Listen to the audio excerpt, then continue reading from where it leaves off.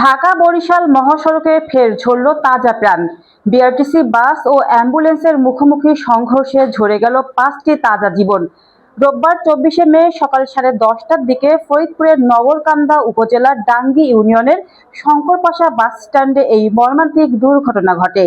Highway police ও স্থানীয় সূত্রে জানা গেছে, নিহত সবাই দুর্ঘটনা কবলিত ওই অ্যাম্বুলেন্সের যাত্রী ছিলেন। প্রত্যক্ষদর্শীরা জানান, ভাঙ্গা থেকে ফরিদপুরগামী একটি যাত্রীবাহী বিআরটিসি বাসের সঙ্গে বিপরীতমুখী একটি অ্যাম্বুলেন্সের মুখোমুখি প্রচণ্ড সংঘর্ষ হয়।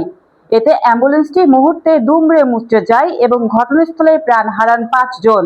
দুর্ঘটনার খবর পেয়ে নগরকান্দা উপজেলা ফায়ার সার্ভিস ও হাইওয়ে পুলিশ দ্রুত ঘটনাস্থলে পৌঁছে উদ্ধার কাজ শুরু করে। হাইওয়ে পুলিশ জানায়, তারা নিহতদের মরদেহ উদ্ধার করেছে।